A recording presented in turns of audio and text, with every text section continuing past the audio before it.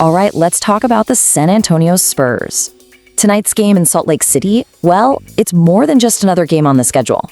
After a really tough stretch of losses, this is a huge test of character. It's a real chance for redemption. So the big question is, can they finally shake off those late game struggles and actually close out a win? And man, this quote from Mark Barrington just says it all, doesn't it? Oh, you can still feel the sting of that loss to the Rockets. It was right there, a totally winnable game that they had in their hands, and then it just slipped away in the fourth quarter. It's a painful story and one that's becoming way too familiar for this team. And look, this isn't a one-time thing. It's a pattern. The Spurs have been really struggling to put together a full 48 minutes of basketball, especially when they're on the road. These late-game collapses, it feels like it's not just physical anymore. It's become this major mental block. They just have to find a way to break through. But hey, you know what's great about basketball? Redemption is always just one game away. And tonight, right away in Salt Lake City, the Spurs get an immediate shot to bounce back. It's not about what happened against the Rockets anymore. It's about facing a new challenge and hopefully writing a very different ending. This is the perfect setup for a turnaround.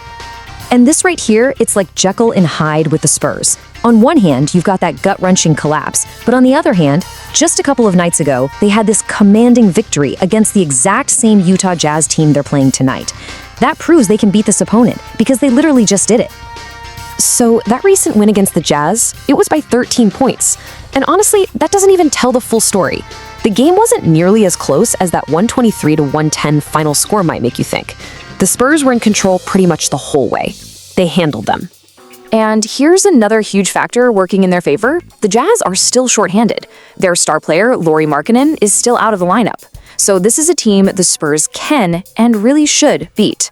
The opportunity is just sitting there, waiting for them, as long as they can finally play a complete game. But hold on, it's not going to be a walk in the park. Because while the Jazz are definitely undermanned, the Spurs are dealing with some pretty significant roster challenges of their own. So let's break it down. Yeah, the Jazz are missing their big star. But the Spurs, they're without two key players themselves. Devin Vassell is still out without adductor strain, and now center Luke Kornet is sidelined too. This is going to put San Antonio's depth to a serious test. So that's the million-dollar question for the Spurs tonight, right? With Vassell and Kornet both out, who is going to fill that void? I mean, that production has to come from somewhere, and it's time for some other guys to really step up their game. So where do they turn? Well, the source material points to the bigs. With Luke Kornet out, you should expect to see a lot more minutes from Kelly Olynyk and Bismack Biyombo. How they play down in the paint is going to be absolutely critical to controlling this game.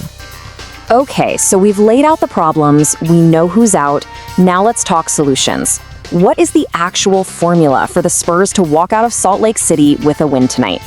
And really, that's what this is all about, isn't it? This is about more than just getting a W in the column.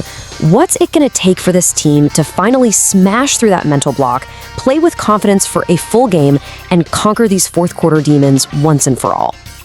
It really boils down to these three things. Simple to say, but so hard to do.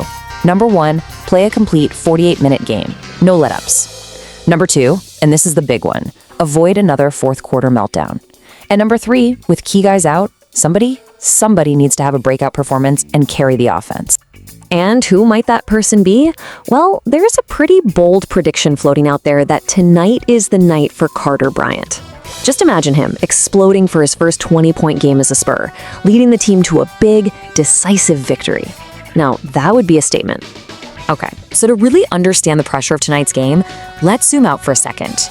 You gotta understand the context here. This game isn't happening in a vacuum. It's the end of a really, really grueling stretch for this team.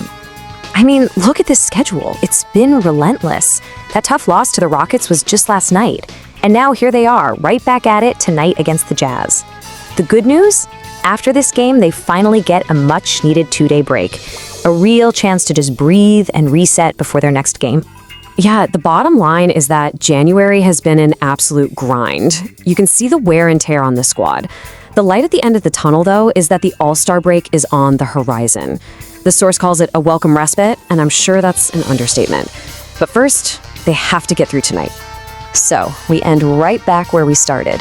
You've got the frustrating losses behind them, key players injured, and a vulnerable opponent right in front of them. The stage is totally set. Is this the game? Is tonight the night the Spurs finally put it all together and prove to themselves and everyone else that they can close out a tough win on the road? We're about to find out.